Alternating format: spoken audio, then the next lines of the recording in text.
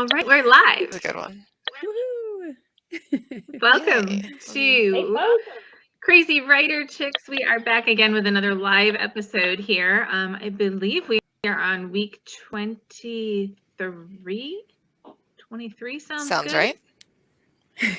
Roundabout. Yeah. It's been a lot of weeks, really.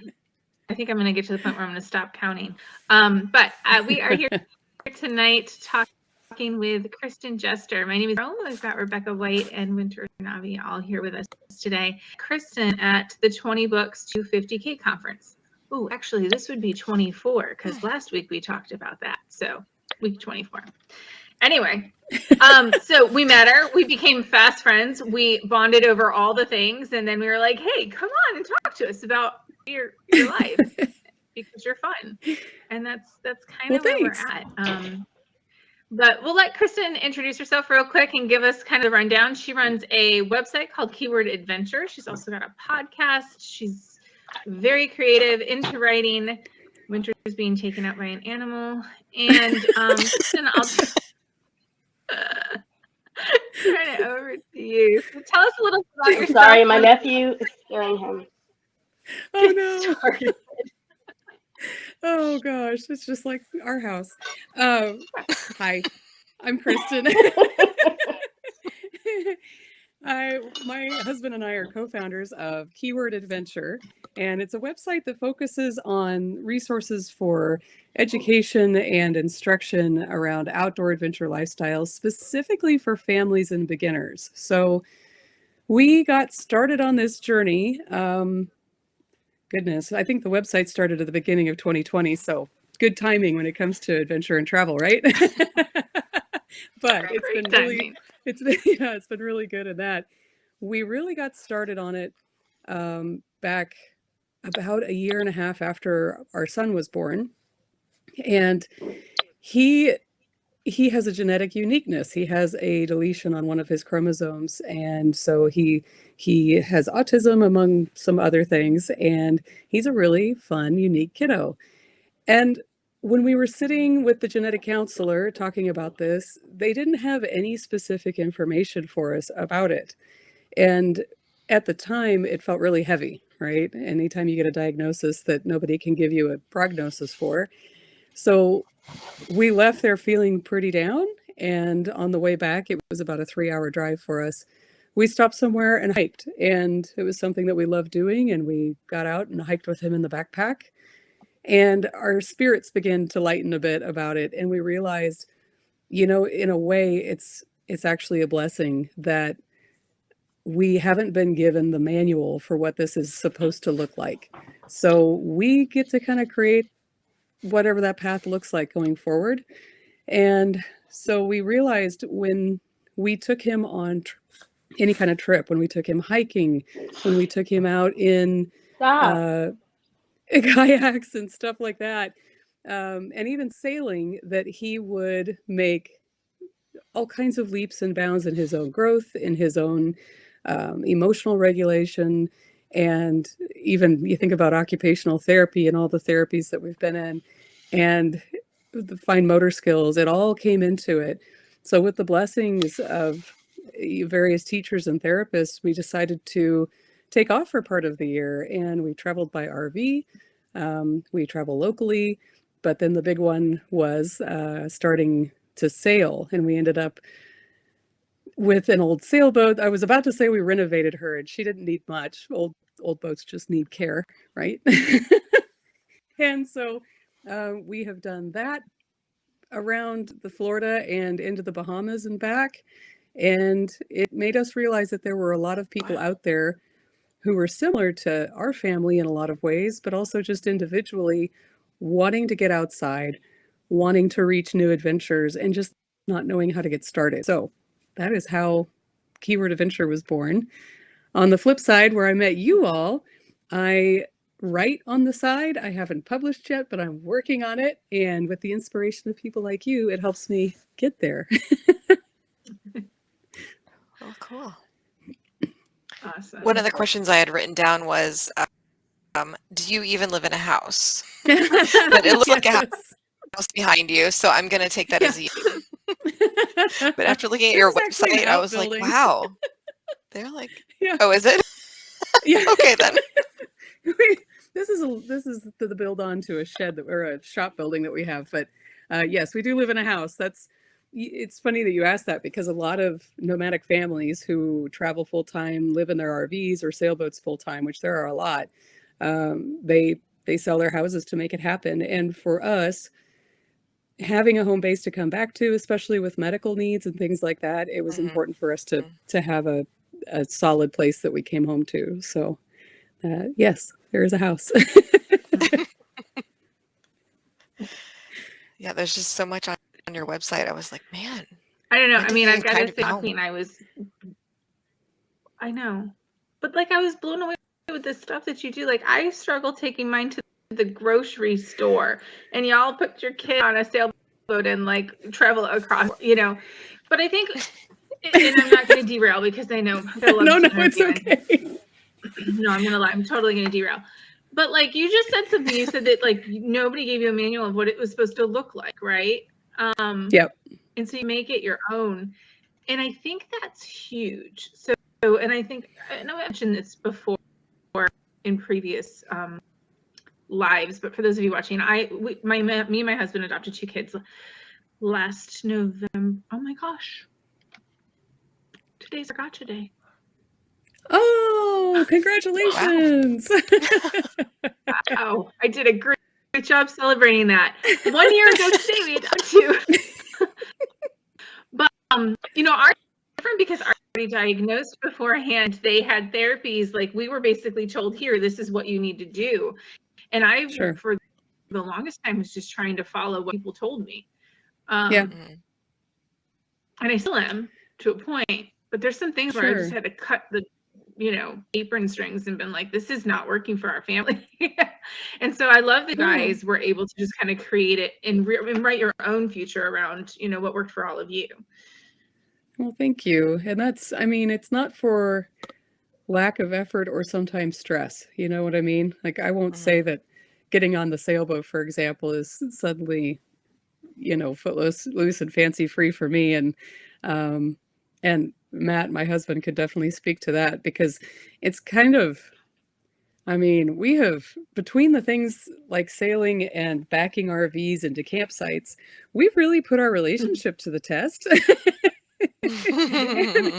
and survived, because they make those t-shirts about "I'm sorry for the things I said, ...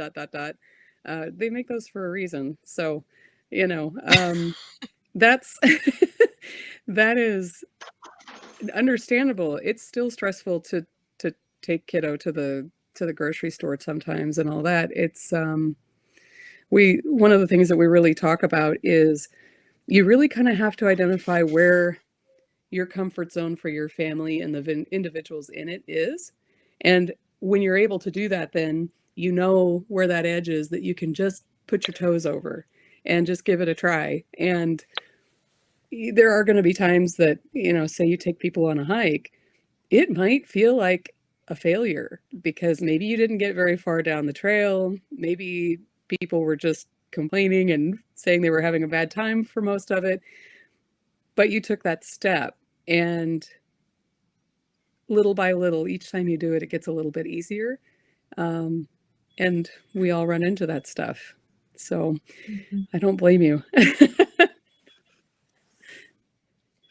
Happy 1 year. Can we talk a little bit about, there's so much that goes into some of these things that you guys do.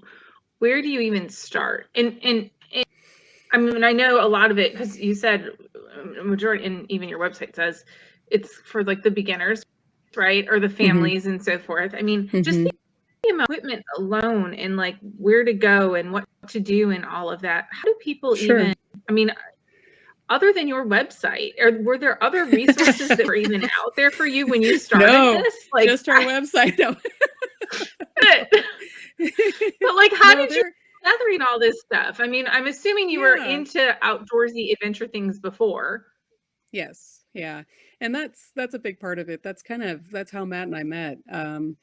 Both of us grew up around the outdoor activities to one extent or another. And I'm trying to think. We kind of went in divergent ways. We actually both grew up in the area where we live, and so we're constantly surprised that we didn't cross paths years before, because we both climbed at the same rock climbing gym for a while, or mountain biked on the same trails, and had no idea that anybody was out there. So yes, we did gain some skills and knowledge about those sports in particular along the way, but it's finding groups, and I can give some links to different groups that kind of help with specifically for families getting them outside. There are lots of resources when it comes to finding places, like even REI. You can find maps, local knowledge. That is also one of the big things that we talk about a lot on the podcast, is go to your local gear shop and talk to those guys and women.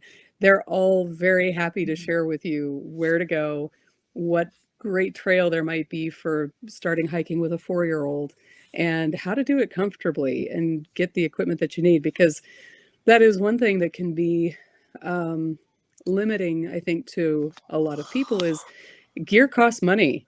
And so we're constantly looking for ways to save money in that way, find deals, rent it. A lot more companies are renting equipment now, which makes a big difference. So Would you recommend that for a lot of things, like just so people can try it before they invest? Yeah, I would. Absolutely. For example, I love mountain biking. I don't currently have a mountain bike, and part of it is that I end up mountain biking right now maybe four or five times a year. And we discovered on one of our road trips out west that we can rent mountain bikes or demo mountain bikes from shops for a pretty reasonable fee. And you get this top of the line amazing bike that I probably wouldn't spend that kind of coin on right off the bat, but you get to try it out and take it out on the trails and have the experience. And there's a lot of guide groups and places like that as well. Adventure Mamas is a big one that I've been involved with. They're a nonprofit who helps moms figure out how to get outside with their kids, and they're amazing. I plug them a lot. When you rent the mountain bikes, do they allow you to put like the kid chair on the back, or when you mountain bike, is it just you? It's just me. Yeah, I'll if I take Eric with me, I have like a kid bike trailer, and I have a gravel bike that I'll take on trails, because I'm not going to probably take him on anything that's too rough. And I mean, he's pretty much 70 pounds now, so it's like you're towing about 85 or 90 pounds of kid and equipment back there. So there's not a lot of hill climbing or rough terrain. Back up, your 6-year-old, Yeah. he's 6, right? He's 8. Yeah, he's 8 going on 9. 70 pounds. I have a 9-year-old who just hit 52 pounds, and I was jumping up and down in the doctor's office. Yeah. So, like, yes, Oh, yeah. we broke 50. He's a big kid. He's a big kid. That's awesome. So, I don't know how to ask this exactly, but like, Sure. do you have any tips for some of us who might need to just work up some nerve before we're even able to like actually do it? Like, I don't know, like, should we watch shows? Should we what should we do to get ourselves, yeah, I guess like to work up the nerve to even try it, and also for kids or our spouse, if they're not maybe as eager to try new things. Like, are there ways that we can prepare ourselves or them, like emotionally and physically, maybe Sure. physically, in addition to all of the actual renting and buying and that kind of stuff? I would start super simple and super close. If you have any, like a conservation nature center or something like that around that has very controlled trails, start with that. You could, if they have a school backpack or a small backpack that makes them feel involved in, they can pack their own gear, whether that's a little water bottle and a small snack and maybe a stuffed animal that they can carry and feel like they're actively planning it as well. and keep it short. Especially, it depends on age and strength in a sense too. But for the little bitty kids, a mile or two is big. I mean, we went on a 3-mile walk close, on a battlefield, national battlefield that's out here, and Matt ended up carrying him about the last probably half mile out because Eric just sat down in the middle of the trail and he said, "My feet hurt. I'm done." I was like, well, okay then.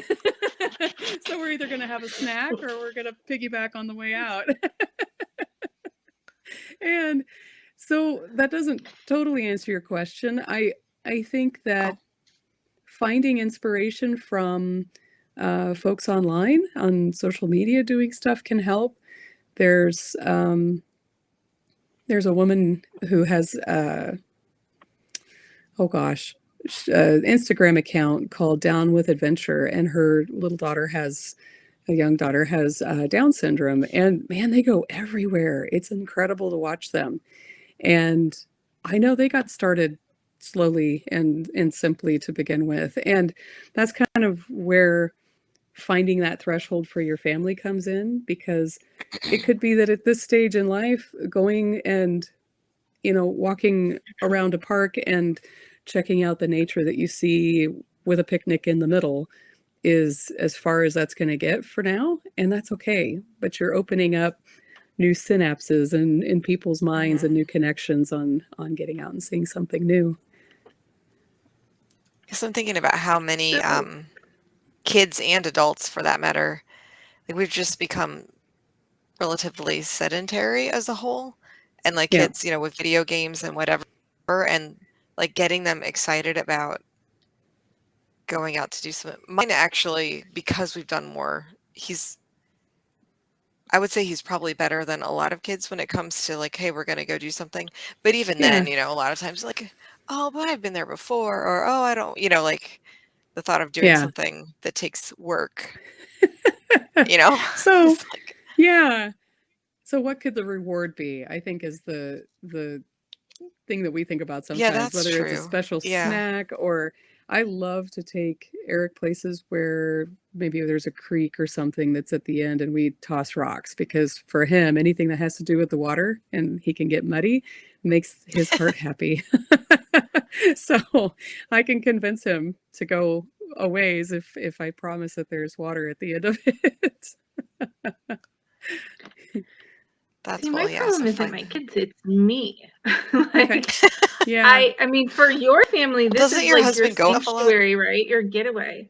My husband takes my kids everywhere, and he took me on a bike trail, and I was the one that stopped halfway through, like crying, going, I'm not going any further, because the anxiety was so crippling. Like, I mean, they had their little backpacks. They were on the Winter Garden Trail, which is paved. Like, everything was very kosher, but like they kept getting ahead of him, or then they would be too far behind, and I'm stopping and like, he's too far and bring him back. And my husband's like, he's good. And I lost it. And I'm like, I'm done. I will sit right here until you guys come back.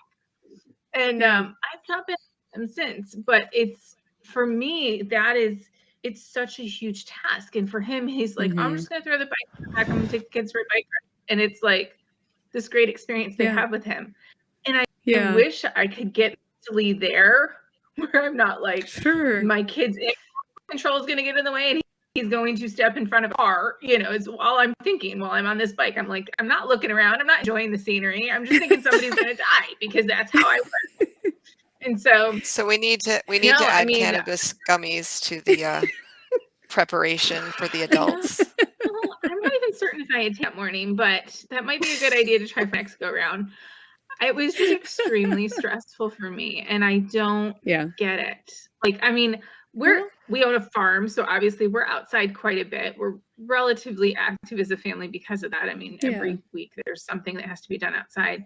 So it's safe. To me, this is home base. More of a controlled environment. Yeah. Right. We go out into the world and I'm like, it's just so stressful for me. Yeah. I don't know what to expect from them sometimes. Right. Well, and that's exactly it.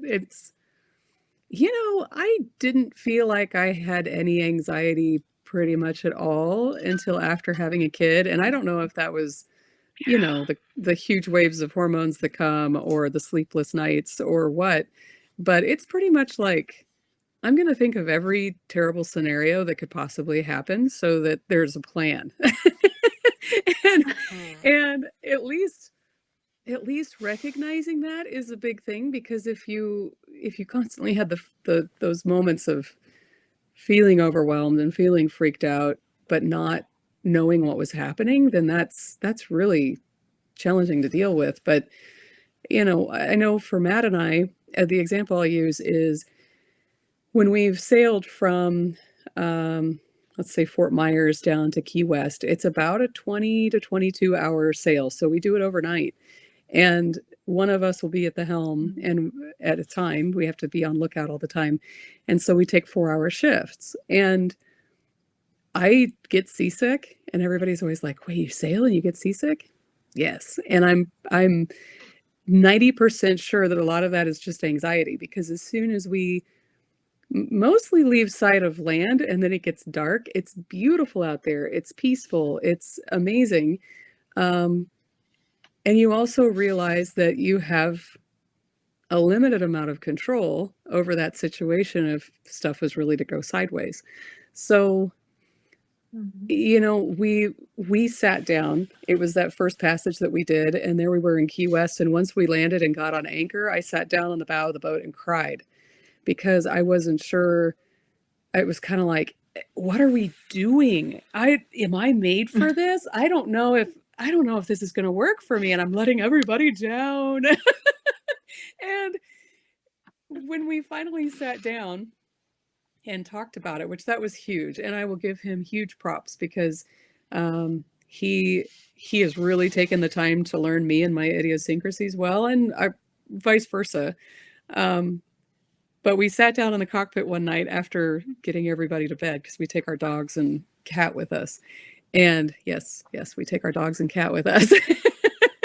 And we sat down in the cockpit with adult beverages, and I was like, okay, we need to go over these scenarios that are in my head, because it's freaking me out. And we did some training with the American Sailing Association, and you go through drills for man overboard, where they throw something or someone overboard, and you have to take the boat back around and figure out how to pick them up.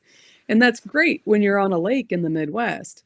But as soon as you've done a passage in pitch black, you realize that they always tell you everybody else stays on the boat, and at least one person's at the helm and the other one is keeping an eye on the person in the water if you can. And it was sort of like, listen, we both know that, for example, if Eric goes overboard, and we have a whole system so that, knock on wood, doesn't happen. But if he goes overboard, one of us is going in. Like, as soon as we realize he's in, somebody is going out there with him. And so we talk through and work through that series of events in case that would happen. We realize too that even on those nights when it feels really easygoing and it's like smooth as glass and no problem, if you're alone at the helm, we clip ourselves in just in that weird scenario that something happens, because it's just an added layer of security. So going back to what you were talking about, Nikki, it's kind of like to be able to look at those fears that are coming up about them, riding out in front of somebody in the street or disappearing over the hill. If you have an idea of what you would do in that situation, whatever that worst case scenario is, or how to stop it from happening, run through it with everybody before you even put the helmets on and take off down the trail. And that might help you feel a little bit better, but we'll see. Let me know.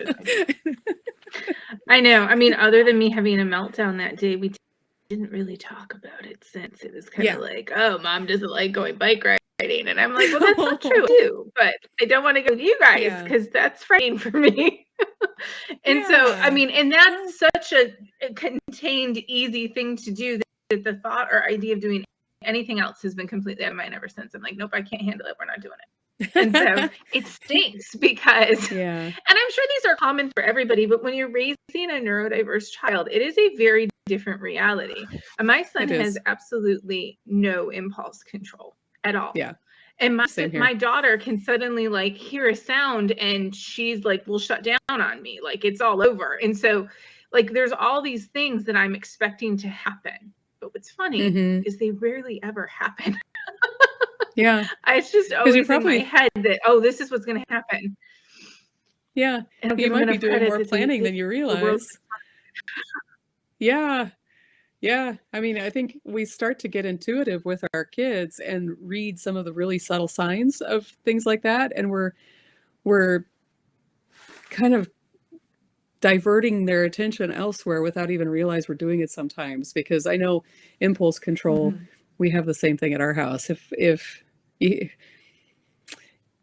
I say, don't step off the curb, there are cars coming, he's going to start laughing and be like, what's going to happen if I step off the curb? Will it really happen? It might be funny. Yeah.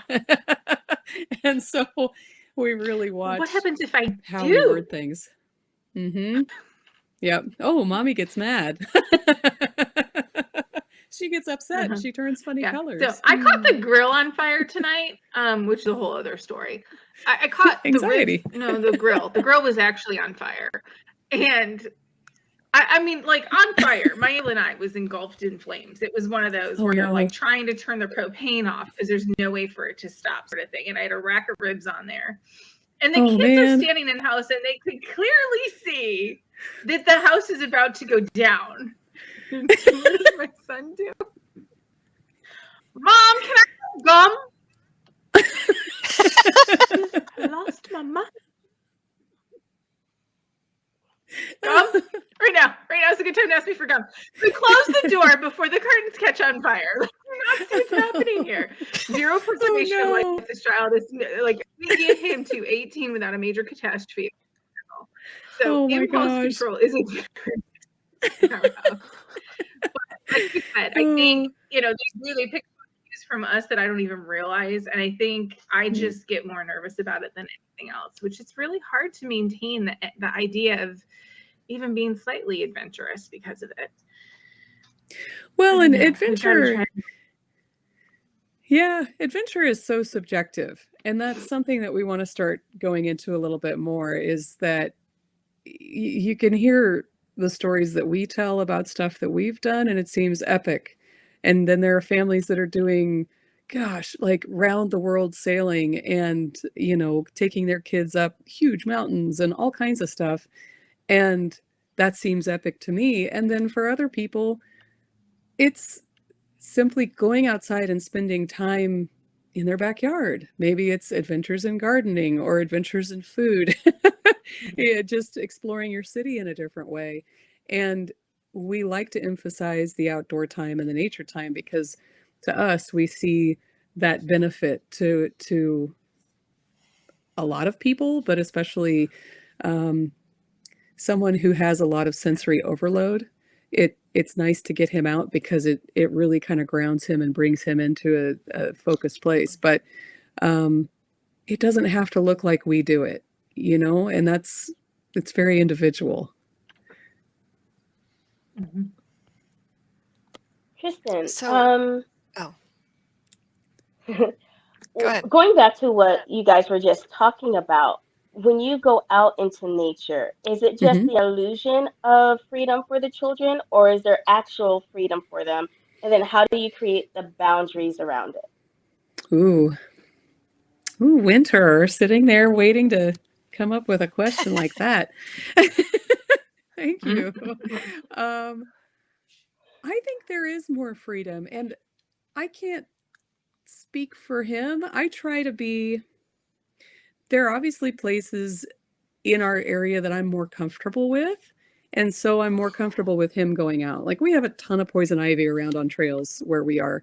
But if I know the trail well, and I know that he can walk off trail and go pick some plants because there's not poison ivy, I'm probably going to let him go check it out and not worry as much about keeping him reeled in.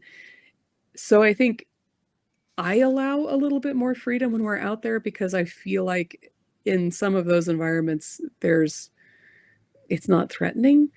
At the same time, I can think back to my own childhood and yeah, absolute freedom out there, whether it was spending time outside or just using imagination. That was huge.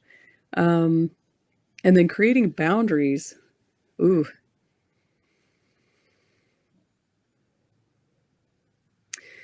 That's going to depend a lot on your kids, I think. With him, I keep him pretty close only because I know he's not paying as much attention to everything going on around him, whether it's the rocks that he's about to walk over and probably trip over, or the branch that's going to clock him in the head if he's looking at something on the ground. So I'm kind of hovering in the background, but trying to let him do his thing. With other kids that I've hiked with before, as long as I can see them somewhere down the trail, I'm okay. But yeah, that's tough because it's so individualized. But yeah, and you know, as much boundaries for kids to keep them feeling comfortable as it is for parents, right? Or caregivers or whomever it is that's out there with them. Yeah, I know when I think Trooper was probably 5 or 6 when we finally completely stopped using the like backpack leash. Mm-hmm.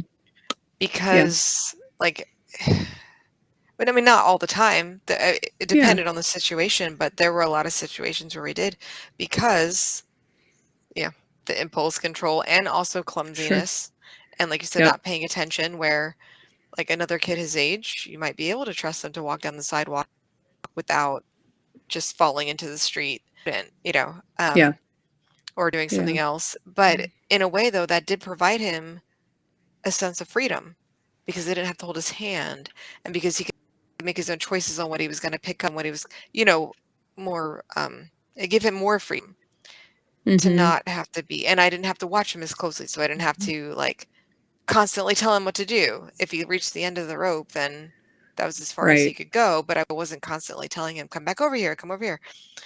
Right. And eventually he got to where, like, he's good. Although even now, sometimes I hold his hand when we're walking, just because I'm like, let's just go around this way. Or, like we're passing people on the street, like whatever, I might just kind of pull him around. And now he's 11, but like you said, it just really depends on if you have a runner, that just takes off running. Yeah. And that's easier if you're on a nice, I'm thinking of a trail we went on this weekend. Doesn't run. Yeah. Sorry, I think I'm going to delay. I was going to say, but he's always looking behind him. Like, he's never looking where he's going, ever. And so if you're not watching where he's going, he's literally like this and just bouncing off of people and things. And I'm like, it can be frightening.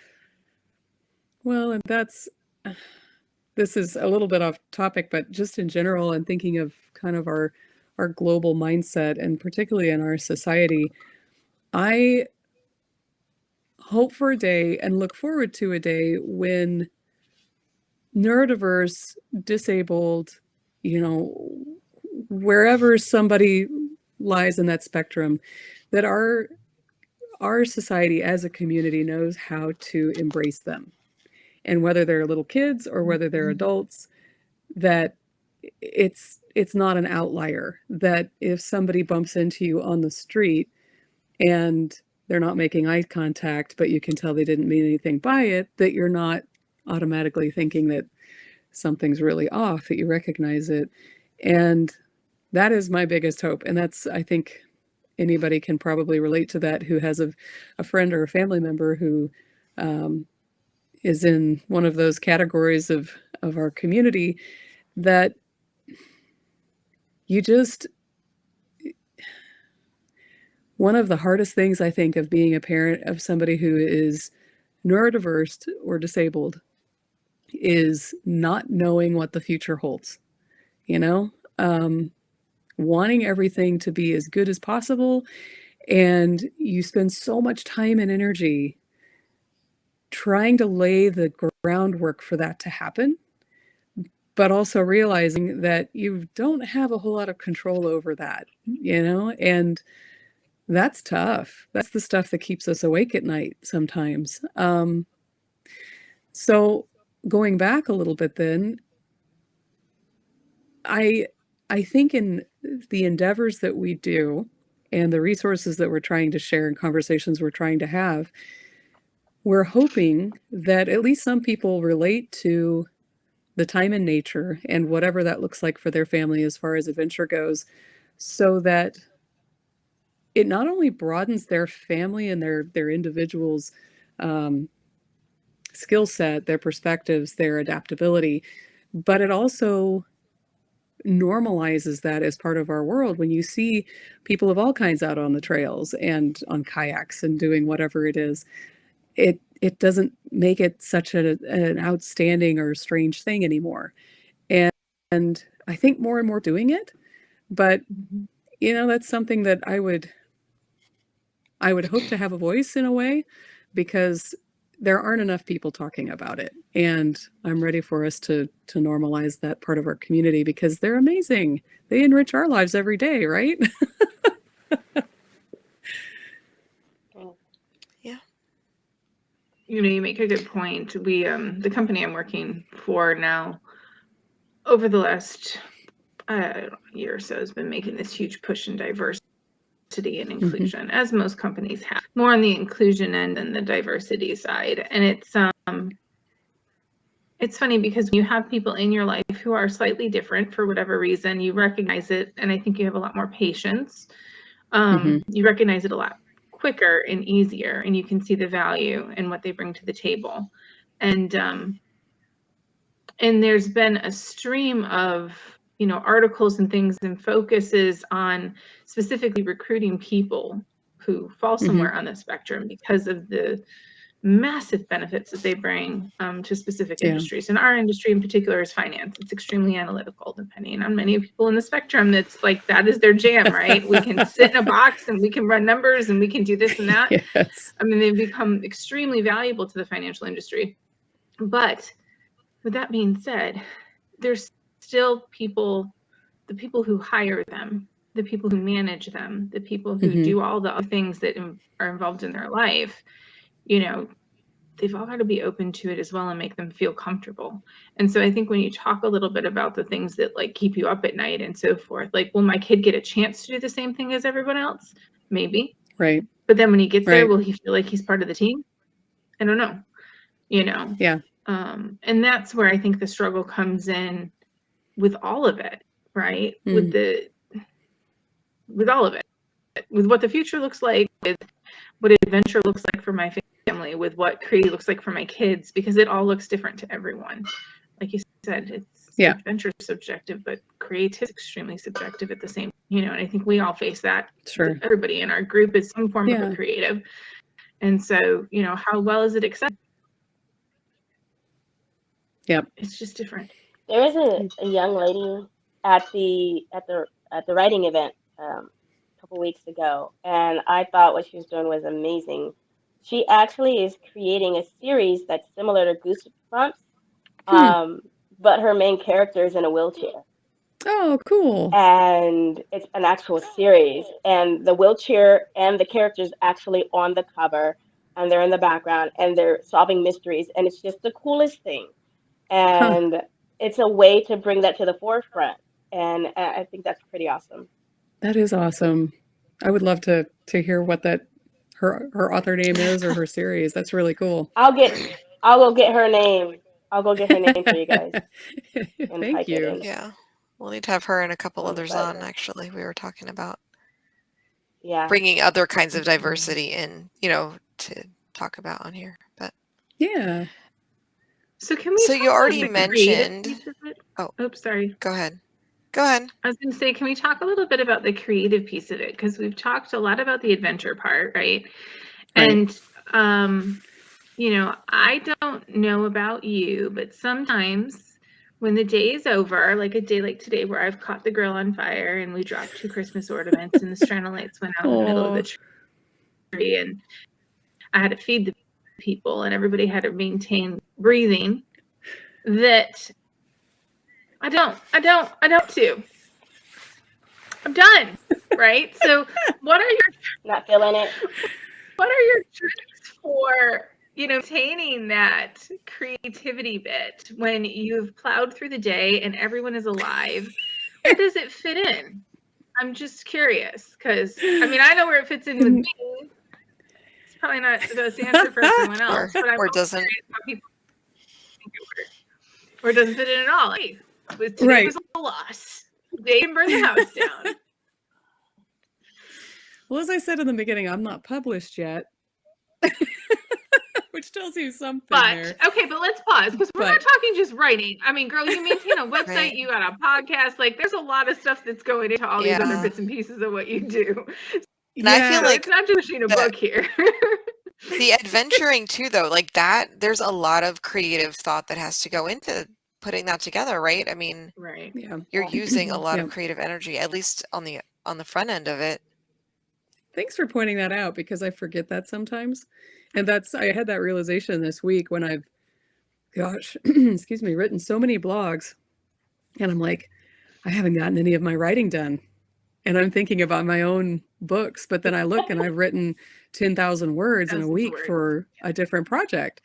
And man, sometimes it's hard to step out of your own narrow focused zone of what you're immediately in, or how many plates you're juggling, and see what you really are accomplishing. And that's, the creative aspect of it. I have to admit, I just this year have allowed myself to figure out just how important sleep is, because I am naturally a night owl and I want to be up between 10 and 2, but I have a little morning bird who wakes up between 5 and 6. So that doesn't work. And I resisted it for a long time. But once we, and my husband was the influence in this, once we started going to bed earlier, I wake up and I'm ready to go, and I have so much more energy during the day. And a big part of it is our adventure has changed. So we needed to come back to home base. Eric had been on a wait list for a school for, it's like a really tiny school that accommodates kids who just need a different setting in learning. And he got into the school. And so we saw that as a really good opportunity for him. And so now we're back home and doing more local stuff. And, it's different, because where my time, a lot of times we would trade off on who's homeschooling and who's trying to get work done. And we had this whole schedule of alternating days and times of day. And that was really tough to maintain. And I'll admit, having him in school for 6 hours a day has made all the difference in having some time to work. And I've been really productive. And I miss having my little buddy around, but I've missed having my little buddy around, but this year. It's been good for him too. Yeah, it's been good for him too. And I love the homeschooling aspect, but I also realized that I needed a village with more skills than what I had at this point. So that was a self-realization moment as well. I can't be all things to all people. What do you mean? What's wrong with you? Crazy. Right. Why do we have her on here? You mean you're not perfect? What?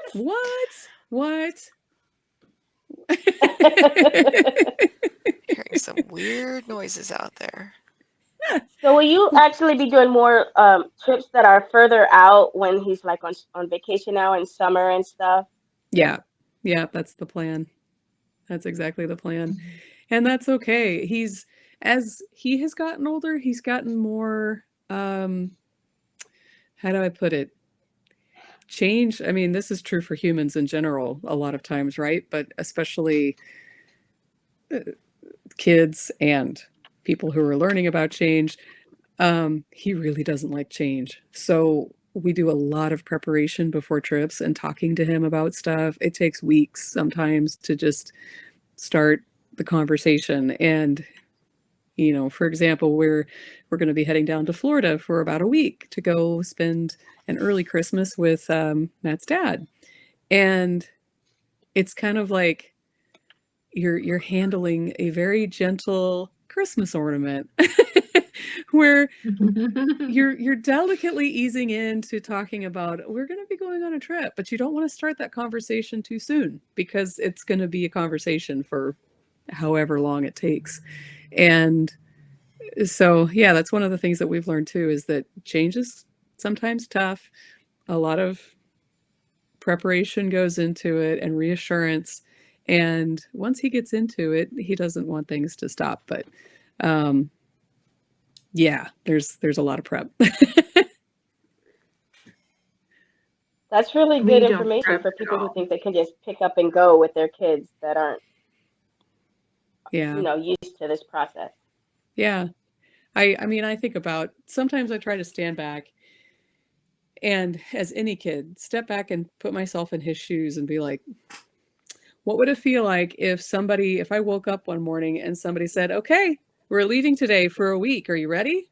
Pack your stuff. And I probably wouldn't like that very much. But if I had anxiety, I don't really want him to start talking about it too far in advance, because then it's going to affect me for that amount of time too. So, to each their own and their Yeah. timeline. We actually found for I'll us tell you, that that's one of the benefits of having two giving kids Mm, because we don't give any notice for anything anymore.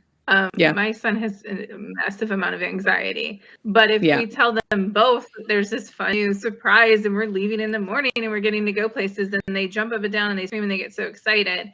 It's the car Good. ride where all the questions happen, and then once we're there, he's good, because just in the same way, like Perfect. once they're there, they're fine. Mhm.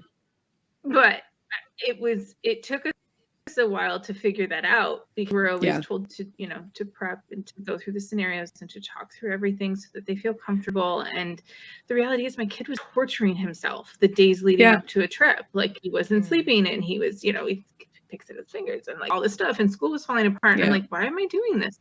Like, even just to go somewhere on a Saturday, I'm like, hey, we're doing something cool on Saturday. What is it? I don't know. You'll have to see on Saturday. Yeah. And so then they're like, don't ask. She's not going to tell you. My son will say to my daughter. So it is helpful when you have two of them, because they're egging each other on. But, having just That's one good. having to deal with all that emotion themselves is very different. Yeah. No, we found the Yeah. same for ours. Like, we used to try to prep him, and the anxiety because he would start thinking like all the worst case scenarios of what might happen, Mhm. and what if she says this, and what if, and there's certain things, like if we're taking a big trip, he has to know, because I can't make the physical preparations. Right. And plus, Yeah. there's people involved, so they're going to tell him about it. But Right. that doesn't usually bother him as much. It depends on what it is, and who we're going to see, and who we might see, and what if the cousin's not there, or what if, like, just all the things that might come up. And we have found that if we just give him, like when my mother-in-law was coming, we didn't tell him until that morning. Yeah. Because if we had, I mean, it might have been fine, but it might also have become like a downward spiral. But what if she doesn't like, I don't know, whatever, like some random thing, right? It doesn't even matter. And then it could be, but then that, and then that, and then that, and it goes down into oh, well, where if we just wait and we're like, guess what? She's coming. Yay! And he gets excited, but it did take us a while. But it's also different things, because if we're like going to a doctor appointment, I need to let him know well in advance, and then not talk about it again. Otherwise, he feels like I'm trying to trick him or something like that. I don't want him to think like he doesn't trust me, that I don't tell him important things. So Yeah. It's really, It's tricky. it's a wild ride, isn't it? Sometimes. Yeah. Well, and everybody, I'll just acknowledge. Sometimes I have to remind myself their outward anxiety, all the questions and the chaos that I hear. Yeah. Like, I'm the same way. It's just happening in my head. Yeah. Right? Like, I'm doing the same thing. It's just Sure. they're little, and so it's all coming out, and Yeah. And so sometimes I feel like I do cheat them on the process of processing what's going on around them, but I don't know. I got in trouble because I took him to the doctor the other day and his regular doctor wasn't there, and it was a girl doctor. And there were so many questions. It was no. Where's the other guy who he still can't remember his name and he's been seeing him for 7 years? Where's the guy? Where's the other guy? What's, why isn't he here? Is he sick? Maybe he didn't come to work today. Maybe he could be on vacation. Do you think he's on vacation? And then the poor doctor walks in. My kid asked her all the same questions he had been asking me while we were waiting for her. And I was like, I'm sorry. So things like that I can definitely improve on. But well, the other stuff, that anything that's a trip or something fun, like if I know in my heart that he'll be good once we're there, we've been just waiting until the minute. Yeah. I don't know. I think everybody's doing great. Exactly. And there's going to be, that's something that I think we all get to the point of recognizing, is that there's going to be an outcome regardless of how we approach it. And so if we're doing our best, then we just kind of have to take it as it comes. And what works today might not work tomorrow. That is the truth. Yeah.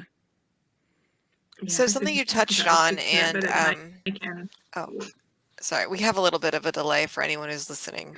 If you think we just don't like each other, it's not true. It's just that we don't know that the other one's talking right away.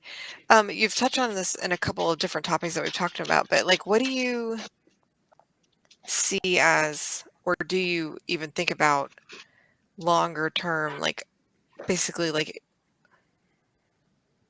between your website and parenting and all these things, like what do you see as like a legacy that you want to leave, or like what do you see it leading to? Like, do you see this leading to anything more than, in particular, like with your website and adventuring in that aspect of things, but also with the creativity, like where do you see it going? Or do you, is that how you think? Do you think in those terms, or are you just like, what's the next little thing? Or a little bit of both. I think it's really, I'm not going to say it's easy. I was going to say that it's short term to think of adding content, whether it's blogs or podcasts. And it's fascinating to, as you all know, talk to different people about their experiences and learn from that. But I think it's also a good idea to have some longer range plan. For us, for the foreseeable future, we're enjoying. Let's talk 5-year plan, shall we? In the years to come, I want to keep adding to it and branching out a little bit further, and probably bringing more outside resources in. So it's not necessarily just us putting content in or seeking things out. I would love to start having other people contribute. I would love to be involved with different organizations in different ways. And we attended back in September the Outdoor Media Summit, and oh man, this has been, I kept joking about conference season, because then I followed it up a month later with meeting you all over coffee.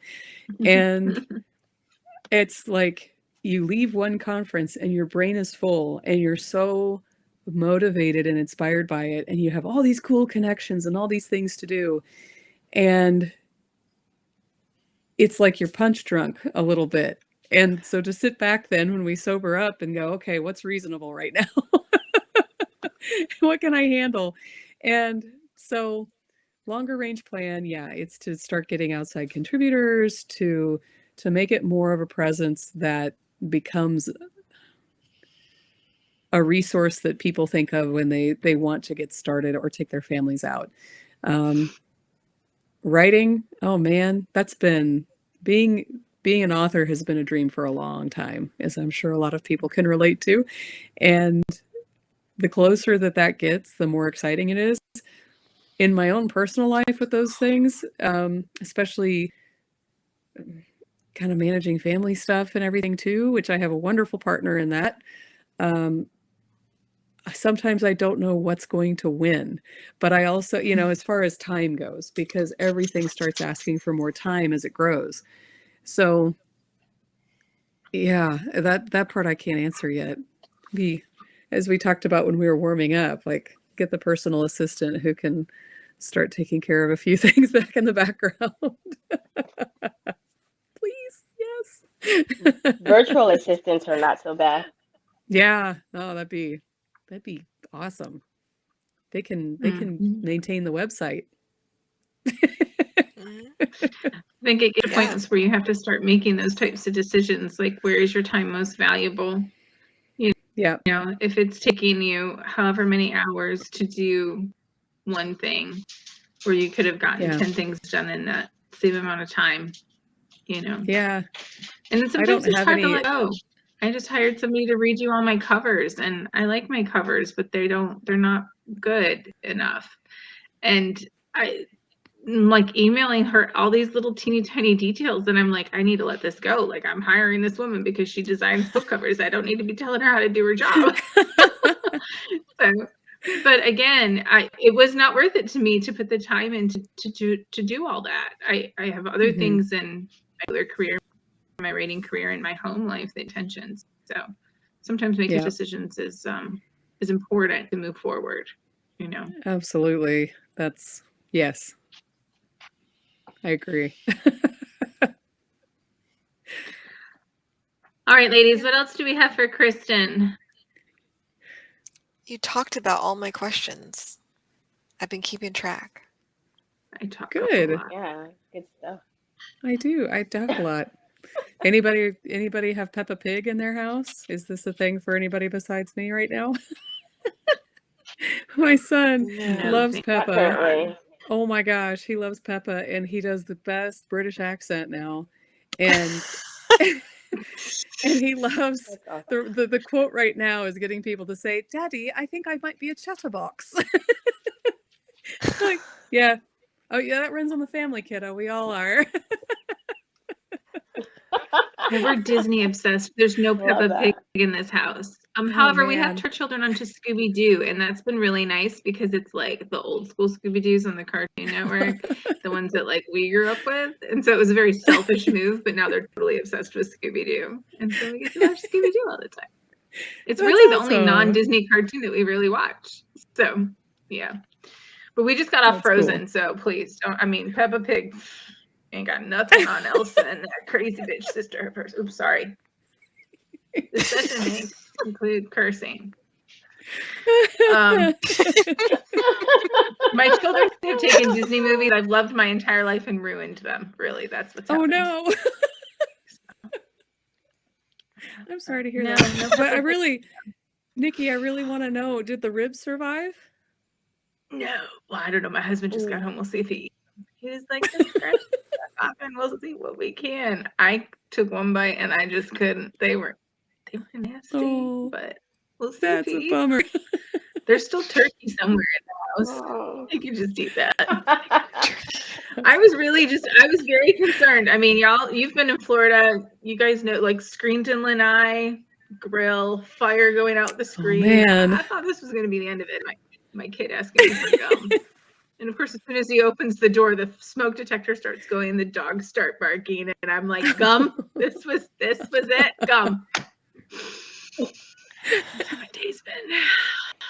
So this has been Becca, you should write about that. Yeah, I might need That to was it in steal one of that your story from stories. you if that's okay. It will definitely fit in a Start story. writing them down and sending them to you. I need That's it. awesome. You're also welcome to write about the fact that I had the lights on the tree for all of 2 days when the middle strand went out. So I had to take off the middle of the lights and then fix them. I had to go and buy a thing of lights and did all that and then let the kids put the ornaments on the tree. And guess what happened? They went to bed, I stepped back, and now the bottom row of lights is out. And I'm like, just add another one. It's just going to stay that way until Don't the end of take the it holiday. off. Like, Okay, just add so another here's one the around on problem. top. I own a pretty tree that has not lit up in like 6 years. So I'm already adding lights on top of lights that don't work. Like, I can't add any more strands of lights or all there's going to be is dead strands of lights all over this tree. My mother was like, buy you a new Christmas tree. I'm like, no, it's fine. It's perfect. It's spinning. I don't want another one. Yeah, so that's what's going on in my no. world. How do Aw. you spin it with the lights on it? It's a spinning Christmas tree. My grandmother But had doesn't one it when I like was a little tangle girl. up? No. Like how does Plugs it? the plug goes into the base, and the like base plug thing like moves with the. Don't ask me. I'm making things up, but it spins. It's That's all I know. magic. And my It's a magic magic isn't tree. even- my grandma Mm. used to plug it when I was a kid, and I was like, and I got this thing at the Salvation Army for like $40, and I plugged it in. And I did Huh. not know it spins. It's fun. I'm a writer. It's fun. And it started making this weird noise, and I'm like, what the heck? And so like I sat right. Started spinning. I'm like, this is a dream come true. So no, I don't want a new tree. I'm just gonna continue figuring out this light situation. That is fantastic. I kind of feel like I want to cry right now. It's been a day. Aw. Do you But anyway. wait? Do you have any eggnog that could help? Ugh. Are you kidding me? Or the No, gummies. no. The gummies. But I will be enjoying it before bed. No, it's mommy time. Everyone's asleep. Everything's done. God, I love some CBD. Not a promotion. If you want to endorse it, feel free. Anyway. Oh, that's great. Well, Yeah, ladies, we thank missed you you, so much for Cristen. having me on. I've We gotta do this missed you all again. too. Yeah. Thanks for I know we had coming a fun week on. together. Yeah. Thanks for being here. I just want to say that I'm All right, the girls, one let's in this group that doesn't have a kid, but I do have a unique dog. But I spent the day riding outside, and it lifted my spirits. So Oh, going good. outside is totally a beautiful thing. So I'm take glad. all the Yeah, advice. me too. There is some good stuff here. Yeah. Yeah. freeze to death. Yep. It's so cold out there today. Oof. Yeah, I hear it was kind of cold. Well, one of our next podcast episodes is going to be about San layering Diego. clothing. Layering clothing. I'll be having it. Right? It's a thing. Like We electric got you. underwear. What? They make bras. You know, Did you know that? you They always make the come up heated with Well, bras. like things. the long underwear that has heating I did wires in not. it. They do that, Mhm. right? I think so. didn't Yeah, I know know that they was make a bras. I love that this is what we're going to be ending this live on. I don't want my boobs to catch Go on get fire like yourself the right. a lanai. I don't heated. know I why know. you would want that. I There's caught like a ribs on body sleeves. fire pack tonight. somewhere in it. Socks. It is. Yeah, I don't know. Gloves. Maybe to keep your I can think of clothes lots of warm. things I'd like to be warm, but not the bra. Hmm. Okay, we're gonna go. Well, on that It's been note, a great night. You Thank you should so much for coming. You should go. This is the point where the conversation takes a terrible, terrible turn, and I end up having to edit out things. It's just not worth the time. So thank you all again for being with us for yet But another now live event with people Crazy will Radio watch to Chicks. the We end. will see you in the next one. Bye.